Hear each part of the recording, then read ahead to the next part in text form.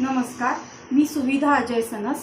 आज मी सत्यनारायणाचा 5.25 किलोचा प्रसाद बनवत आहे आणि ह्याचप्रमाणे मी 1.25 किलोचाही प्रसाद बनवते। जर कोणाला सत्यनारायणाच्या प्रसादाची ऑर्डर द्यायची असेल तर खाली डिस्क्रिप्शन बॉक्सवर मी माझा नंबर दिलेला आहे, त्या बॉक्समध्ये त्या नंबरवर तुम्ही कॉल करू शकता।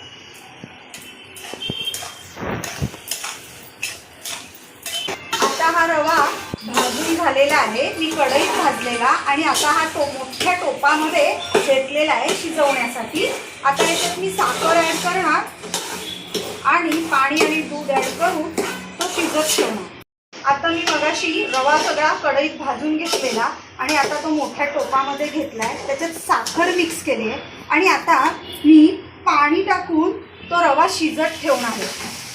थोडा शिजून झाला की त्याच्यात मी थोडंसं दूध टाकून प्रसाद तयार करणार आहे। आता ह्या प्रसादामध्ये मी दूध, साखर, पाणी, वेलची पावडर टाकून ह्याला शिजवलेलं आहे। आता आपल्याला तुपामध्ये हा प्रसाद अजून थोडा वेळ शिजवायचा आहे। मी तूप टाकत आहे। चांगलं तूप टाकलं तर चांगला प्रसाद शिजून छान सॉफ्ट होतो आणि थोडा वेळ हा प्रसाद वाफवायचा, म्हणजे छान मऊसूत प्रसाद छान होतो। आणि आता ह्याच्यानंतर मी थोडेसे ह्याच्यात ड्रायफ्रूट्स टाकणार आहे, बदाम, काजू, चारोळी आणि मनुका। मग आपला प्रसाद हा रेडी होणार। हा छान वाफेवर शिजलेला आहे, अजून थोडा शिजवायचा आपण, तर मस्त मऊसूद होतो। आता मी ह्याच्यात चारोळी टाकणार आहे आणि बदामाचे काप टाकत आहे आणि काजूचेही काप टाकत आहे।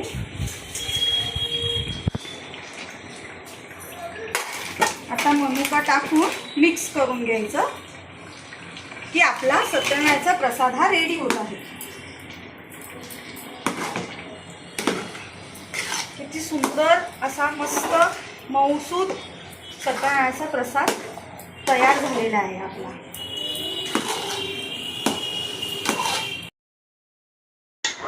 हा झालेला आहे, बघा किती सुंदर मऊसूद असा सत्यनारायणाचा प्रसाद रेडी आहे। 5.25 किलोचा प्रसाद आज मी बनवलेला आहे गणपती बाप्पासाठी, सार्वजनिक गणपती बाप्पासाठी। आणि हा असा माझा हा 5.25 किलोचा प्रसाद रेडी आहे।